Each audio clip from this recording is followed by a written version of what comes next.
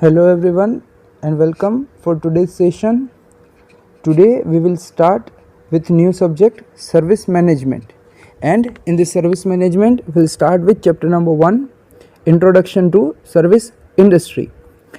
As you all know, in our economy there are three major sectors: agriculture, industry and services. Amongst these three, services are the sector which contributes the most in GDP. The contribution of this sector in GDP is approximately 55%, and it is also the fastest growing sector. Further, service sector also provide approximately 31% employment in our country. So this shows that the service sector is very important for our economy, our country. Not only this, but in all over the world, major contribution in GDP, even in world's GDP also, the service sector is the highest contributor. So in this video we will learn about the services. So before starting that, let's see what services means. The American Marketing Association says that services are those activities, benefits or satisfaction which are offered for sale or provided in connection with the sale of goods.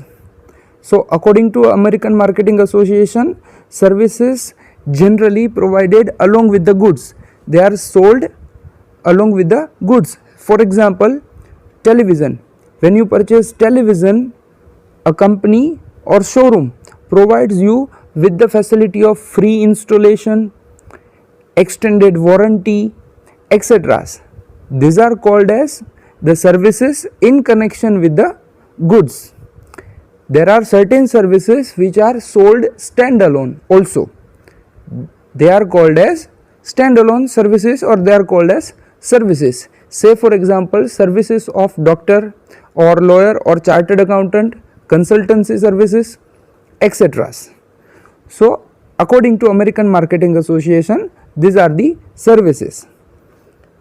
Another definition, according to Philip Kotler and Bloom, they said that services are any activities or benefit that one party offers to another and is essentially intangible and does not result in the ownership of anything. The production of services may be or may not be attached to a physical goods. So the Philip Kotler has said the extended definition of marketing. They have focused on any activity or benefit that is provided to any party, but they have said that generally these services are intangible and they does not results in transfer of anything. We'll see in detail this in next topic. Further, they also said that the production of services may be or may not be attached to physical goods. As I had said earlier, some services provided jointly with the goods, while some services are sold standalone. So they are called as services. Now the services are quite different from the goods, and the unique characteristics of services sometimes make more difficult for a manufacturer or seller to market the services. So before going into detail, let us check what are the unique characteristics of services that make it different from the goods. The first characteristics of services is it is intangible. Like when we are purchasing goods, we can see the goods, we can touch the goods, we can feel the goods, we can have the feeling of comfort, etc. But in case of services, we cannot see any goods, we cannot touch them, we can only feel good or bad, satisfaction, dissatisfaction, comfort or discomfort. This feeling we have, and they are even after utilizing the services. Before using services, we cannot even say this.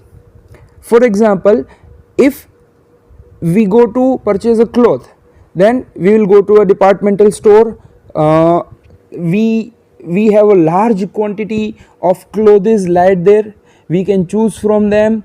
We can see the color, we can touch the fabrics and feel how it will good, whether it will be suitable to us or not, and even we can have a try of those clothes. But in case of services, we cannot do any kind of these things. This intangibility creates a challenge for service provider. A goods seller can demonstrate the product and then sell, while for service manufacturer it becomes very difficult because they do not have anything to show, and without showing, by just explaining or without demonstrating anything, they have to sell the services. So intangibility is one of the characteristics that may create a challenge for service provider.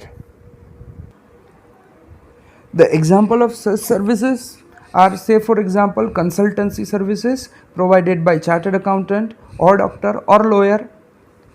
Though the services are intangible, sometimes there are physical evidence, physical goods attached to them.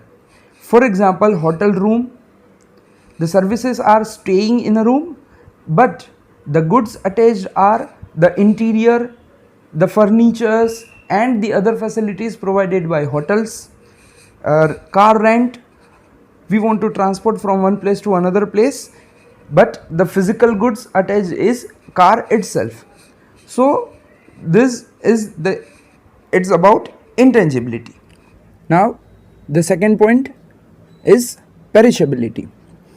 It means services cannot be produced and stored in a large quantity, while in case of goods, a manufacturer may produce in a large quantity to achieve economies of scale and then store in a godown, and as and when the demand arises or as per the demand, they supply in a market.